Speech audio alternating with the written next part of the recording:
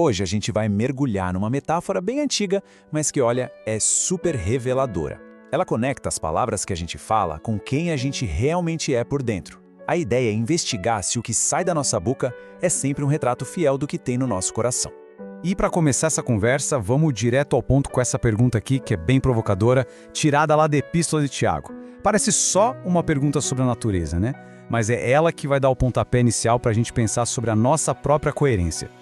Ok, vamos entender isso melhor. É óbvio que essa pergunta não é sobre geologia, é sobre a gente, sobre a consistência humana. As nossas palavras são como essa água, sabe? E a grande questão é, de onde elas vêm de verdade? Qual é a real natureza da nossa fonte interior? Agora, o contraste que a gente vê aqui é muito claro. De um lado, a água doce, palavras que dão ânimo, que constroem, que trazem vida. Do outro, a água salgada, o escárnio, o sarcasmo afiado, aquela crítica que parece que foi feita só para derrubar a outra pessoa. É a diferença gritante entre construir e destruir com a fala. E aqui está o ponto central de toda essa metáfora. A natureza de uma fonte é constante. Ela não acorda um dia e pensa, hoje vou ser diferente. Não. O que jorra dela é um reflexo direto, 100% honesto do seu reservatório.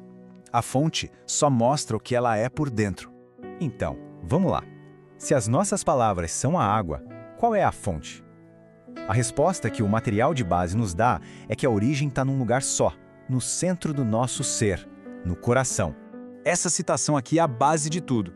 Ela diz pra gente que a nossa fala espontânea, sabe? A do dia a dia, aquela que escapa sem a gente pensar muito, ela funciona como uma janela direto para o nosso estado interior. Não é o discurso preparado, mas a conversa informal que revela quem a gente é de verdade. E esse esquema mostra o fluxo perfeitamente. Começa tudo no coração, que é a fonte, isso se manifesta nas palavras, que são a água, e com o tempo essa água vai moldando o nosso caráter, que é o fruto, o resultado visível de todo esse processo. As palavras são a ponte entre o nosso eu interior e a nossa reputação. Agora, vamos focar num tipo bem específico de água salgada. Uma que é terrivelmente comum por aí. O humor que machuca. Sabe aquela pessoa que faz uma brincadeira de mau gosto e o ambiente todo fica engraçado, mas sempre às custas de alguém que vira um motivo da chacota? É exatamente dessa água amarga que a gente está falando. O material de origem dá um nome para esse comportamento, escarnecedor. E não se trata de alguém que faz uma piada inocente. É quem usa o humor como uma arma para humilhar, para se colocar por cima do outro, transformando a ironia numa ferramenta de poder para diminuir as pessoas. Vamos analisar como isso funciona na prática. A brincadeira ofensiva usa o riso como um disfarce para a humilhação. A pessoa que fala pode sempre dar um passo para trás e dizer, eu estava só brincando. Mas o alvo se sente exposto, diminuído. Isso não constrói absolutamente nada. Pelo contrário, revela uma necessidade de rebaixar o outro para se sentir maior. E segundo o Salmo 1, isso não acontece da noite para o dia. É uma progressão perigosa. Primeiro, a pessoa só anda, ou seja, ouve e absorve esse tipo de humor cínico. Depois, ela para, começando a participar ativamente dessas conversas. Por fim, ela se assenta, o que significa que ela se identifica completamente com essa cultura de zombaria, se tornando parte dela. E aí, o que acontece quando existe essa desconexão? Especialmente no caso de líderes que falam de um jeito em público, com um discurso todo polido e edificante, e de outro jeito totalmente diferente no privado, cheios de sarcasmo e zombaria.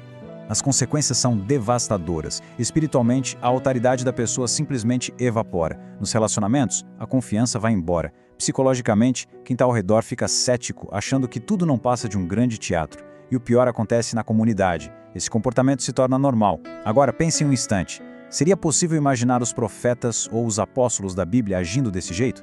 Com esse tipo de duplicidade? Essa frase de Charles Spurgeon resume tudo, de uma forma cirúrgica. A vida de uma pessoa pode anular completamente o poder das suas palavras mais inspiradoras. A incoerência é, no fim das contas, autodestrutiva.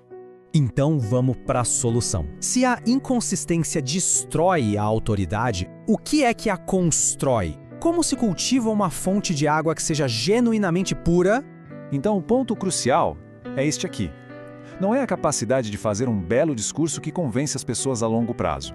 É a harmonia absoluta entre o que se fala e o que se vive. A autoridade de verdade vem da integridade, não da habilidade de comunicação.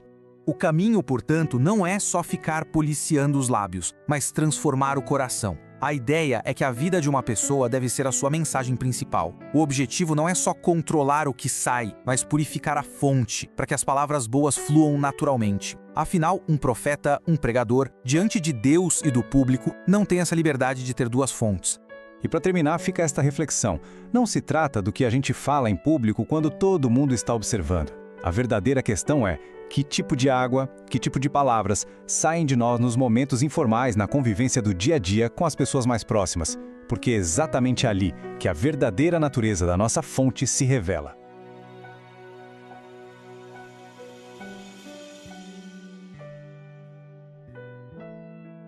Banco de Salomão, o Internet Banking da alma.